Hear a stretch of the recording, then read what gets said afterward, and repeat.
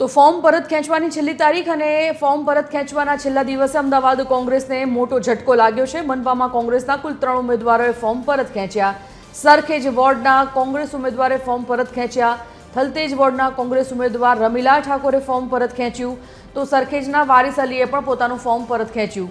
અગાઉ ભરત ભરવાડે પણ ઉમેદવારી ફોર્મ પરત ખેંચ્યું હતું।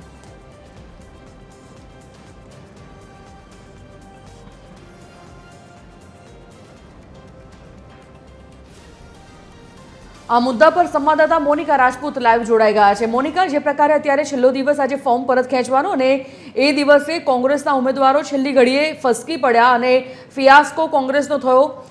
3 થી 4 ઉમેદવારો ફોર્મ પરત ખેંચતા અત્યારે કોંગ્રેસમાં ચિંતાનો માહોલ, શું કંઈક મળી રહી છે વિગત?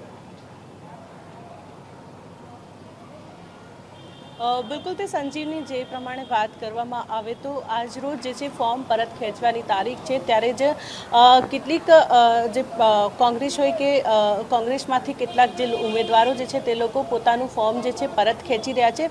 જેમાં સરખેજ વોર્ડની વાત કરવામાં આવે તો સરખેજ વોર્ડમાંથી 2 ઉમેદવારોએ જે છે પોતાનું ફોર્મ જે પરત ખેંચ્યું છે અને જે થલતેજ વોર્ડની જ્યારે વાત કરવામાં આવે તો થલતેજ વોર્ડમાંથી એક બેન રમીલા ઠાકોરે ફોર્મ પરત ખેંચ્યું છે।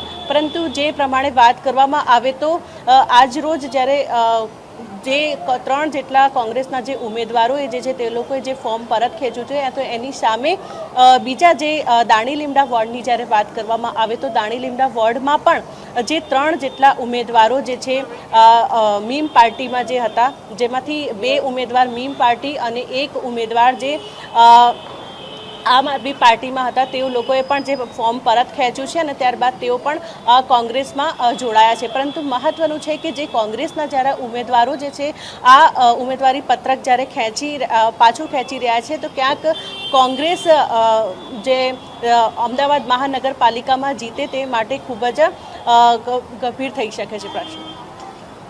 ધન્યવાદ મોનિકા સમગ્ર જાણકારી બદલ।